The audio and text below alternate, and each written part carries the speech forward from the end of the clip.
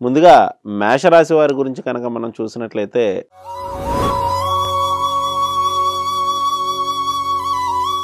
మేషరాశి వారికి జన్మరాశిలో గురుని యొక్క సంచారం, సప్తమంలో శుక్రుని సంచారం, షష్టంలో కేతు సంచారం, అష్టమ స్థానంలో కుజుని యొక్క సంచారం నడుస్తూ భాగ్యస్థానంలో రవి బుధుల యొక్క సంచారం, ఏకాదశ స్థానంలో శని సంచారం, రాహు వీరికి 12వ స్థానంలో సంచారం చేయటం వల్ల ఈ యొక్క గోచార స్థితిగతులను బట్టి ఈ రాశి వారికి ఈ వారంలో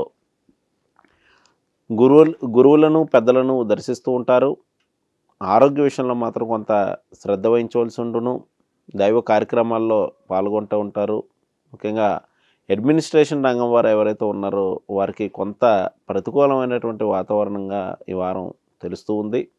దగ్గర ప్రయాణాలు ఉండగలవు. స్నేహితులను, బంధువులను కలుసుకుంటా జరగగలదు. వారం మధ్య నుండి మాత్రం అనవసర ఖర్చులు ఎక్కువగాను, అలాగే ప్రయాణాలు చేయు విషయంలో కొన్ని ఇబ్బందులు తలెత్తేటువంటి అవకాశం కలదు.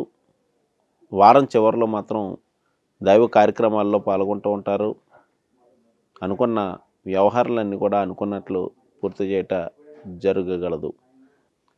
అలాగే వీరికి ఆకస్మికంగా ప్రయాణాలు చేయనప్పుడు కానీ, అలాగే మెట్లు వంటివి దిగినప్పుడు కానీ కొన్ని ఇబ్బందులు అనేటువంటివి తలెత్తేటువంటి అవకాశాలు కూడా ఉన్నాయి. కాబట్టి ఆయా విషయాల్లో జాగ్రత్త వహించవలసిందిగా సూచన చేయడం అనేది, మరియు వీరు ముఖ్యమైనటువంటి వ్యక్తులను ఈ వారంలో కలుసుకుంటూ ఉంటారు. వృత్తి వ్యాపారాదుల విషయానికి వచ్చినట్లయితే వృత్తి వ్యాపారాదులు ప్రోత్సాహకరంగా నడుచును. వారం మధ్యలో మాత్రం కొంత వృత్తి వ్యాపారాదులు కొంత మందగించినప్పటికీ కూడా ఆ తదుపరి వీరికి వృత్తి వ్యాపారాదుల్లో ప్రోత్సాహకరంగా ఉండగలవు. ఈ రాశివారు ఈ వారం చేసుకోవాల్సినటువంటి పరిహార విషయాలకు వచ్చినట్లయితే వీరు మంగళవారం రోజున కందిపప్పు దానం చేయడం కానీ, అలాగే ఆంజనేయ స్వామి యొక్క దర్శనం, రామరక్ష స్తోత్రాన్ని పఠించడం మంచిది.